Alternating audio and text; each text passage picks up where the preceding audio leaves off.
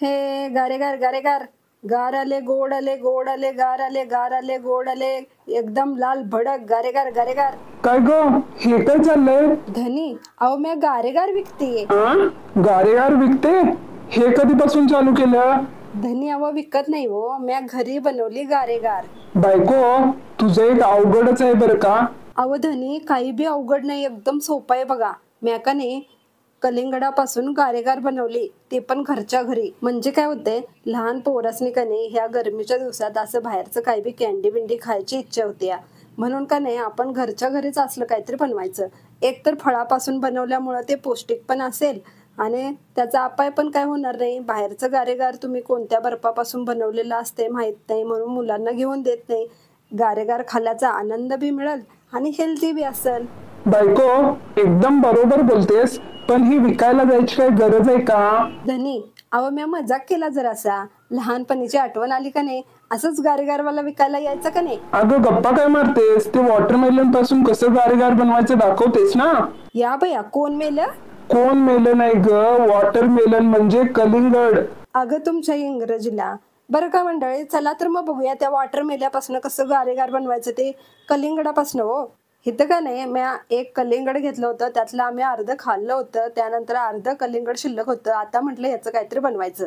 मग काय केलं, कलिंगड कापून मी त्याचे छोटे छोटे तुकडे करून घेतले. त्याचं काय आहे मंडळी, हे का नाही मी नाकापेक्षा मोती जड कधी करायला जात नाही. हे कलिंगड कापायचं माझ्याच्यानं होत नाही, आमचं धनीच कापते ती. पण आज रेसिपी बनवायची होती आणि धनी बी घरी नव्हतं, म्हणून मी कापलं बघा. आता याच्यातल्या सगळ्या बिया काढून घ्यायच्या आणि का नाही मिक्सरच्या भांड्यामध्ये हे सगळं घालून घ्यायचं.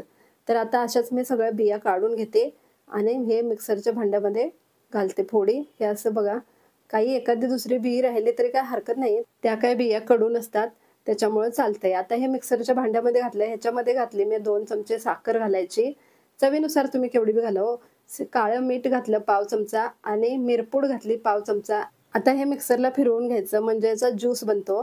आणि काय करायचं की आपले जे चहाचे कप असतात का नाही, कागदी यूज अँड थ्रो वाले, ते कप घ्यायचे. ते माझ्याकडे नव्हते म्हणून मी इथं काचेचे ग्लास घेतलेत. तर आता हे ग्लास असे फुल भरून घ्यायचे आणि एक प्लास्टिकची पिशवी कापून घेतली, ती ह्याच्यावरती लावायची आणि रबर लावून पॅक करायचं.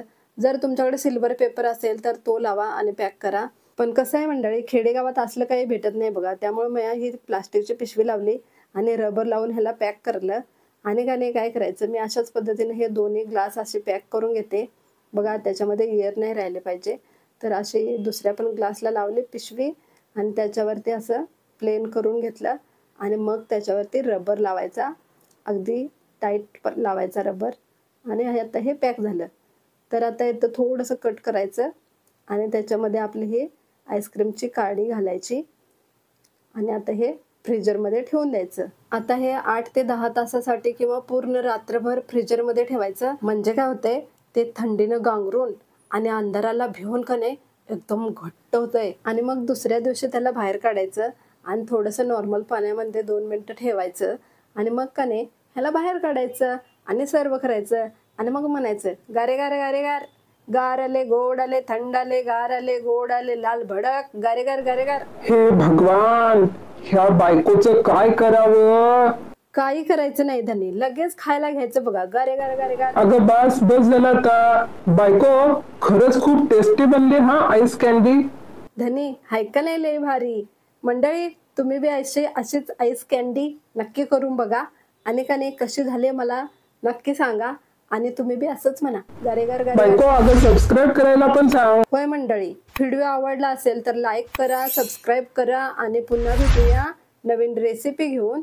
तवरता राम राम.